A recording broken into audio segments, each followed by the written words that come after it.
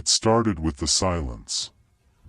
Not the kind that comes with peace, but the kind that presses against your ears, heavy and unnatural, as if the world itself were holding its breath.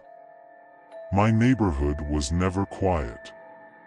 Dogs barked, kids screamed, lawnmowers hummed, normal, everyday chaos. That night, though, everything was wrong. At first, I thought I was imagining it. I'd been working late, trying to finish a technical manual for a client, and my focus had dulled. But as I stared at the glowing screen of my laptop, a creeping unease settled over me. The faint hum of my refrigerator and the soft ticking of the wall clock felt deafening in the absence of any other sound. Even the crickets were gone. I got up and looked out the window. The streetlights flickered faintly, casting weak pools of yellow over the pavement. Everything seemed normal at first glance: houses, cars, the faint rustle of leaves in the breeze, but it wasn't. There were no porch lights on, no movement, no signs of life. It was like the entire neighborhood had vanished, leaving only the shells of their homes behind. And then I heard it, a voice. "Tom," it called, soft and familiar, coming from my front porch. I froze.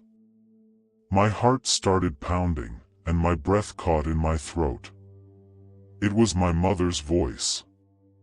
"She's been dead for 3 years. Tom, open the door," the voice pleaded. It was perfect, down to the slightest inflection, the warmth that used to wrap around me when I was a child. But the logic in my brain screamed louder than the emotions bubbling up in my chest. This wasn't her. It couldn't be. I didn't move. The voice grew more insistent. "Tom, please, I need you." A cold draft slipped under the door, brushing against my bare feet. My eyes darted to the base of the door, where something dark and oily began to seep through the crack. It glistened in the faint light from my laptop, spreading across the floor like spilled ink.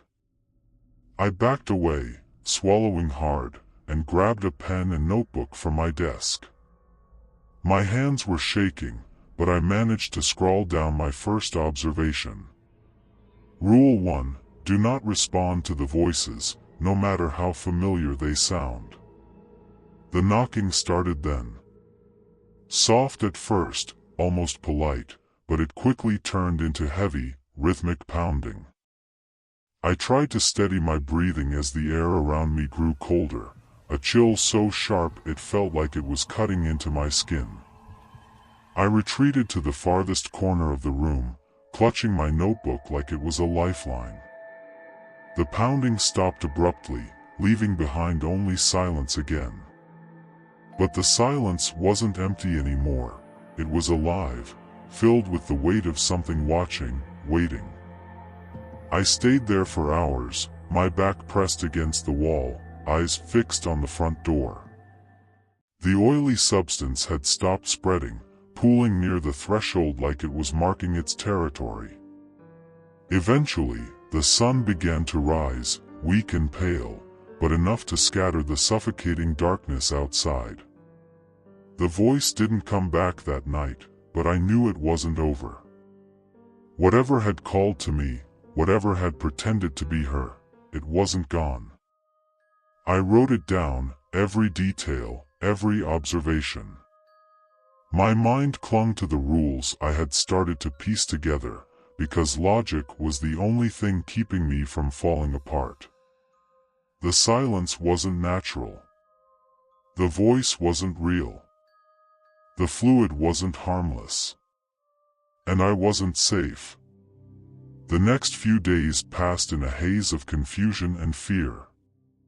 I barely slept, staying awake long into the night, keeping watch over the house and jotting down anything I could make sense of. I had no idea what was happening, but something inside me refused to let go of the cold, detached logic that had always guided me. I had to be methodical about this. The longer I stayed, the more I understood that surviving wasn't just about escaping, it was about keeping my mind intact. It started with the air. Every morning, I woke up to find that the temperature in my house had dropped, but not uniformly. One corner of my living room would be freezing cold, the air biting at my skin, while the rest of the room remained tolerably cool. It wasn't a draft. There was no open window. It was as if the very fabric of the atmosphere had changed. I checked the thermostat, but it was reading the same. The cold was something else, something unnatural. I wrote it down. Rule 2, pay attention to temperature anomalies. They might indicate where the creatures are.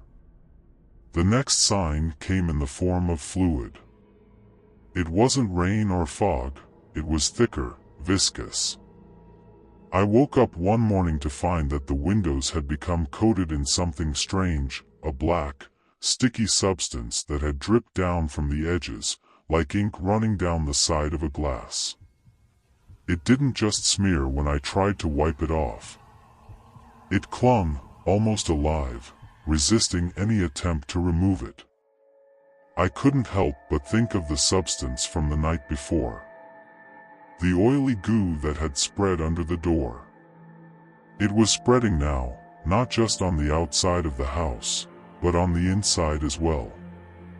Rule 3, the black fluid is a warning. If it appears, do not touch it. Do not let it near you. I stayed inside more than usual, peering out through the blinds, trying to catch a glimpse of anything that might explain the terror creeping through my neighborhood. I hadn't seen any other people since the voices first started, but I could hear them. They were getting closer. I would hear whispers, faint at first, drifting through the walls like echoes from another time. Sometimes, I could almost convince myself that I recognized the voices, my old boss, a neighbor I used to talk to at the corner store, even distant relatives. But when I tried to pinpoint the source, they'd vanish, only to resurface moments later from somewhere else, somewhere further away. I learned quickly not to answer. The temptation to call out, to see if it was really them, was almost unbearable. The human instinct to help, to check on the people you know, was hard to resist. But I couldn't risk it. They weren't them. I was starting to understand that much.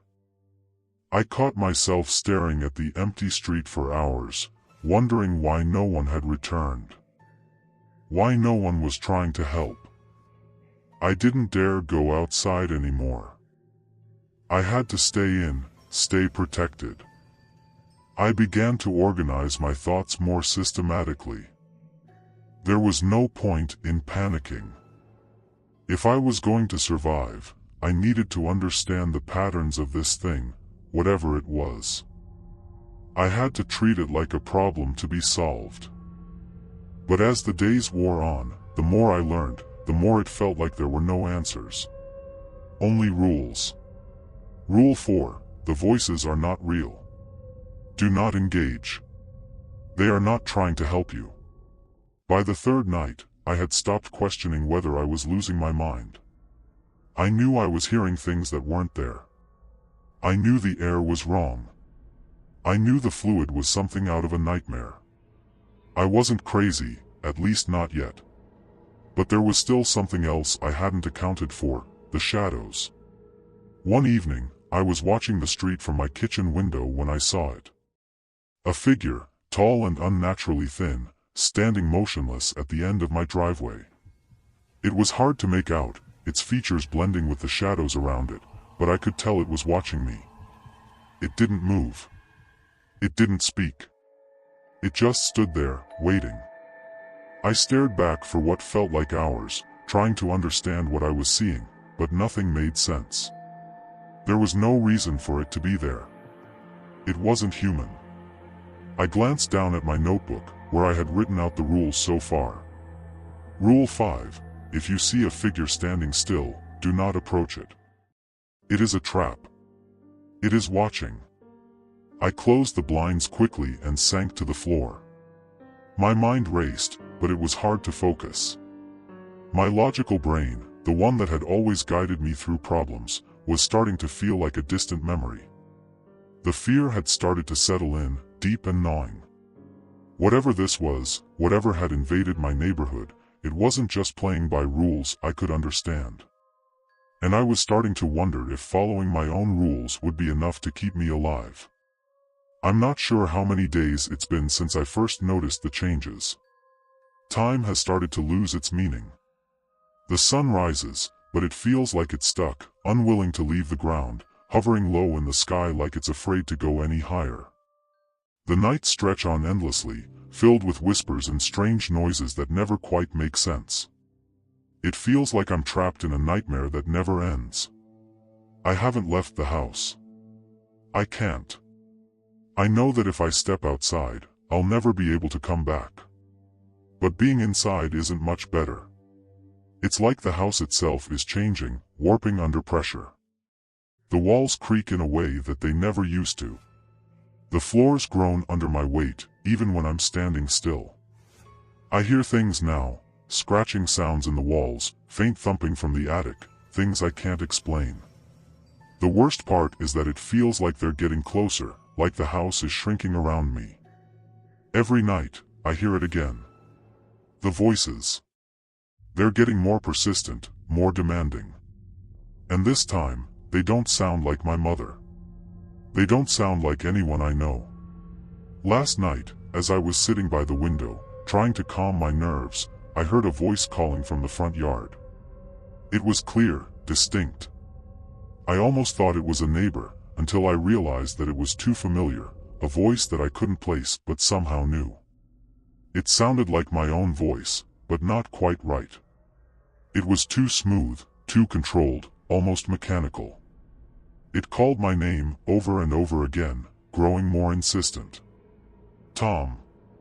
Come outside, Tom. We need you. I froze. I don't know why, but I wanted to go. The voice sounded so real, so urgent. But I knew better. It was a trap. I had learned that much by now. I stayed quiet, my heart racing as I tried to make myself as small as possible. The voice grew louder, as if it were standing right outside the door. Then, just as suddenly as it had started, it stopped. There was a long silence, stretching into the empty air, until the cold returned, seeping under the door once more. I looked down at my notebook. The ink was smeared, my hand shaking as I wrote. Rule 6. The voices are evolving. They will sound like you eventually. Do not trust them. But even as I wrote it, a part of me was doubting my own mind. What if it was someone I knew? What if I was just too scared to hear the truth? My thoughts spun in circles. The logical part of me said to stay inside, to keep following the rules, but the other part, the part that wanted to believe it was real, urged me to open the door. It didn't matter. The fear had me by the throat now. I couldn't even tell if I was afraid of the voices anymore or if I was afraid of what would happen if I didn't listen to them. The uncertainty gnawed at me. As the days wore on, it became clear that I wasn't the only one feeling it. I started to notice signs of something else, something worse. The neighborhood was slowly becoming an eerie replica of itself, but hollow, empty. Doors left ajar. Cars parked in the same spot, unmoving. But no one ever came out. I saw a few figures moving around at the edge of my yard. The shadows. Always in the periphery, always just out of sight, but always there. They were still. Watching. Waiting. But never coming any closer. I made the mistake of stepping outside once, only for a moment. I had to. I needed to understand what was happening. I thought that if I could just see it with my own eyes, maybe I could figure out a way to fix it. I made it as far as the front porch before the temperature dropped so suddenly I could see my breath. It was a sickly blue, like the air itself was poisoned. The ground beneath my feet felt soft, unstable, as if I were walking on something that wasn't meant to support weight. When I looked down, the pavement was slick with the same black fluid I had seen inside. It moved, almost as if it were alive. Before I could take another step, a voice called out from behind me, its pitch twisted and unnatural. I didn't recognize it, but it was too late. I didn't even turn around. I ran back inside, slamming the door behind me and locking it. Rule 7. Do not leave the house unless absolutely necessary. If the temperature drops suddenly, return immediately. The fluid will follow. I keep repeating the rules in my head, trying to maintain some semblance of control. But I'm losing grip. Every day, every hour, the fear grows. The house feels smaller. The voices, louder. The shadows, more persistent. I'm starting to realize that it isn't just the neighborhood that's changing. It's me, too. I'm starting to forget what normal feels like. I'm starting to forget what it feels like to trust my own thoughts. There's a part of me that wonders, what if the voices are right? What if there's a way out if I just follow them? But I know better. I have to stick to the rules. No matter how much it hurts. No matter how much I want to break them. I'm starting to wonder if there's anyone left to listen to my rules. If I can even trust the rules anymore. I've been keeping track of everything. I write down the patterns, the signs, the rules. If I could hold on to that, at least there would be some order, some semblance of logic in all of this madness. But I'm starting to feel like the rules don't matter anymore. Like they're only delaying the inevitable. The air in my house is colder now, despite all the lights being on, despite the heater running non-stop. It's as though something is leaching the warmth from the very walls. I feel it in my bones, the deep, numbing chill that makes my teeth chatter even when I'm bundled up. It's constant, a low hum of discomfort that's always there, pressing against me, demanding my attention.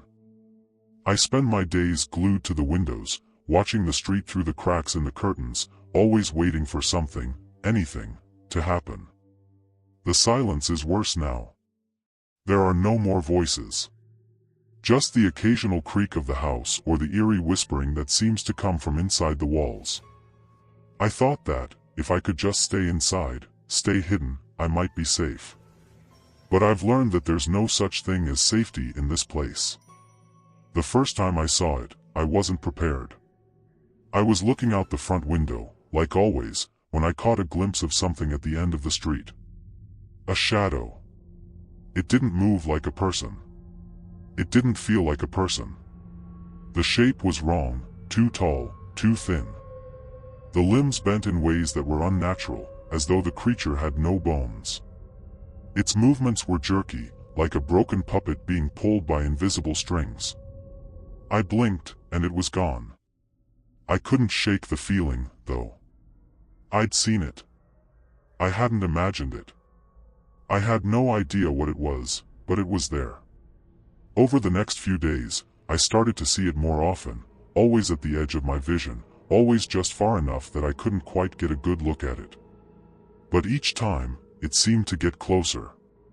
It wasn't just standing there anymore, it was moving, always watching. One night, I woke to a sound outside my window, scraping, like fingernails against glass. I froze, my body rigid with terror. I didn't want to look, but I couldn't stop myself. I turned my head just enough to see the shadow standing in front of the house, its face a distorted blur, impossible to make out. It wasn't looking at me, not exactly. It was staring at the window, through the window, as if it could see me even when I wasn't directly in its line of sight. I backed away slowly, retreating into the darkness of my living room, keeping my eyes fixed on the window, watching its reflection in the glass. The creature stayed there, unmoving, for what felt like hours. I don't know if it was waiting for me to make a move, or if it was just observing. But I couldn't help but think of one thing. It knows I'm here. I don't know how I managed to sleep that night. Maybe I didn't. Maybe I just passed out from exhaustion and fear. But the next morning, it was still there, staring from across the street, unmoving, its silhouette cast long and thin by the early morning light. The temperature had dropped again, colder than ever. And the fluid, the black, oily substance, was back, creeping along the ground near my doorstep, like it was trying to get inside. I couldn't shake the feeling that whatever this thing was, it wasn't the only one. There were more of them. Watching. Waiting. There had to be. This wasn't just one creature, one shadow. This was something bigger. And I had the sinking feeling that the longer I stayed here, the more of them there would be. The more the rules would fail me. I had to do something. But what? I tried to reason with myself, tried to convince myself that there had to be an explanation for all of this, something logical, something scientific. But there was no logic to any of it anymore. These weren't creatures from a nightmare or some alien invaders, they were something else. Something far worse. Something that played by its own rules. I grabbed my notebook again, but this time, the writing wasn't as clear. My hand shook as I scrawled. Rule 8, the shadows are not just watching, they're waiting. And they can't be outrun. I closed the notebook, my fingers lingering on the cover. I could feel the weight of it in my hand, heavy with all the rules I had written down. But they weren't enough anymore. I needed answers. I needed a way out. But the more I thought about it, the more I realized something. There was no way out. Not really. No matter what I did, no matter how many rules I wrote or followed, I wasn't getting out of this. The creature outside was proof of that. And the others would come, just as they always had. They were here to stay. The house is no longer a refuge. It's become a trap, a cage I've built around myself with my own fear. The walls are too close now, the air too thick. Every creak, every shift of the house feels like something pressing in from the outside. I keep reminding myself to focus, to stick to the rules. But even I can feel it, the slow unraveling of my sanity. The creature outside has been there every day. I don't know if it ever sleeps, if it ever leaves. It doesn't move much, not unless I make a sound. If I step too close to the window, if I make any noise at all, it reacts. Its limbs twitch, jerking violently, like it's about to spring into motion. But it never does. Not yet. I can't stop staring at it. I can't look away, even though I know it's watching me back, even though I know it's waiting for something. The worst part is that I'm starting to see it more clearly. It's not just a shadow anymore. I've seen the shape of its face, a twisted, almost human mask, but with features that don't quite align, like a distorted reflection in a broken mirror. It has eyes, or what I think are eyes, deep, hollow pits where the light doesn't seem to reach. And when it turns its head, the sound is like cracking bones, a dry, sickening snap that makes my stomach twist. I've started to write down everything I see. Every new detail, every change. But I can't bring myself to add a new rule. I'm running out of space in my notebook. I'm running out of time. Yesterday, I thought I saw another one. At the corner of my yard, half hidden by the trees, a tall figure with long, thin arms, its body blending into the shadows, moving with that same unnerving, mechanical precision. There were two of them, two. I was sure of it. But by the time I tried to look again, they were gone. The temperature dropped again last night, colder than it's ever been. My breath came out in thick clouds of frost, the air burning my lungs. I don't know if the house can get any colder. It feels like the cold is crawling under my skin, sinking into my bones. The black fluid is everywhere now. It's in the corners of the rooms, spreading across the floor, seeping under the doorways. It moves slowly, like it's searching for something. I've tried to clean it, to wipe it away, but it never stops. It just comes back. And when I touch it, my skin feels numb, like it's being slowly drained of warmth. I've learned not to touch it, not to let it get too close. I can hear it now, too, voices, but not the familiar ones. They're distant, hollow, like they're coming from far away, from deep beneath the earth, or from somewhere just out of reach. They echo through the house in whispers, a low hum of unintelligible words that twist together in a pattern I can't follow. I haven't heard my own voice in days. I haven't spoken out loud since I can't remember. I'm afraid that if I speak, I'll give myself away. The voices, the things outside, they're listening. I've stopped trying to understand what's happening, stopped trying to make sense of it. There's no point anymore. The more I think about it, the more I realize that I've already lost. There's no escape, no way out. Not physically, and not mentally. The house is closing in. The shadows are tightening their grip on my mind, and the creatures, they're always out there, just beyond the corner of my eye. I've written the last rule in my notebook, even though it feels like a lie. Rule 9, keep moving. Even if you think there's no hope. I don't know if it's a rule anymore. It's more of a desperate wish. I thought I heard something at the door this morning. A knock. 3 quick raps. I didn't dare answer it. The knocking has become more frequent. I don't know if it's one of the creatures trying to trick me, or if it's someone, or something, else trying to get in. But I know I can't let them in. Not anymore. The shadows outside are moving again, shifting like smoke, bending and twisting into shapes that don't belong in the real world. I see them, dozens of them, each one more grotesque than the last. They're standing just beyond the yard, waiting for me to make a mistake. I've made mistakes. I know I have. I didn't leave when I had the chance. I didn't leave when it was still possible. I wish I could remember what it was like before. When the world made sense. When people were real and alive. But I can't. The creatures are here now. The shadows are closing in. And I'm all alone. I wonder if anyone will ever find this notebook. If anyone will ever understand what happened. If anyone will even be left to care. But I know the answer. No one will. There's only the silence now. And the waiting. The silence is louder now. It's suffocating, pressing against my chest, filling every corner of the house.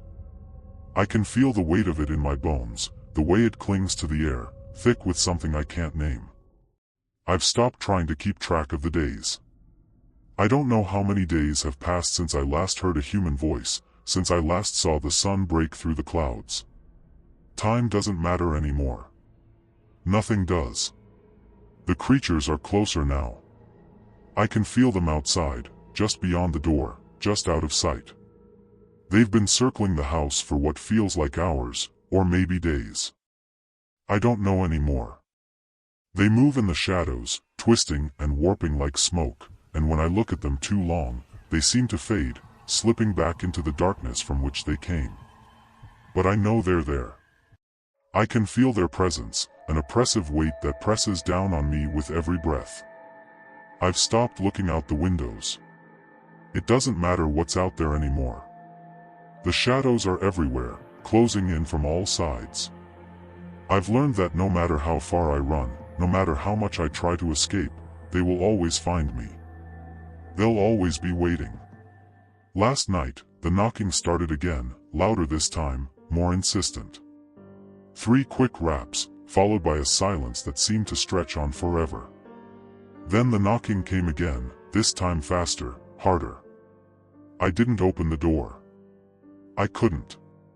The last time I opened a door, I saw something I can't forget, something I can't unsee. The voices have changed, too. They don't just call my name anymore. They don't sound like anyone I know. They're distant, hollow, their words fragmented and broken, like they're coming from far away or from deep within the earth. I don't know if they're trying to mimic something human anymore or if they've become something else. Something that doesn't need a voice to be heard. I can hear them in the walls now. Scratching. Scraping. Moving, like they're inside the house with me. It's a sound I can't escape, a constant reminder that I'm not alone. But I know the truth now. I've been trying to survive. I've been following the rules, hoping they would protect me. But it's too late for that. The rules were never meant to save me. They were just a way to keep me from breaking. But it's already broken. I've already broken. And the house has broken, too. I can feel it in the way the walls tremble, the way the floor shifts beneath my feet. It's not the house anymore. It's something else, something older, something alive. I've realized that the creatures aren't just outside. They've always been here. They've been inside the house from the beginning. They've been in me, in my mind, feeding off my fear, growing stronger with each passing day. The shadows have come inside. The black fluid is here again, more than ever before, crawling up the walls, dripping from the ceiling. It moves faster now, like it's hungry, like it's searching for something. It doesn't stop, doesn't pause. It's everywhere, crawling through the air, filling every space. I've run out of space in my notebook. There's nothing left to write. Nothing left to say. The rules don't matter anymore. The creatures don't care about the rules. They're here to stay. They've always been here. And I've finally understood. There is no escape. I know it now. There never was. Not for me. Not for anyone. I hear a voice again, clearer this time. It's not the creature outside. It's something different. It sounds like me, but wrong. Twisted. Tom, it says. It's time to come outside. I don't answer. I won't answer. But I know what's waiting for me outside. I know what's coming for me. And I know it's not just the creatures anymore. It's me. It's always been me. The house isn't just closing in on me. It's pulling me in. The walls are breathing now, the floor shifting under my feet as the shadows gather around me, closing in, reaching out. There's nothing left to do but wait. Wait for them to come. Wait for it to finally end. I close my eyes. And in the dark, I hear the final whisper. Rule 10, there are no rules anymore. And I let the darkness swallow me whole.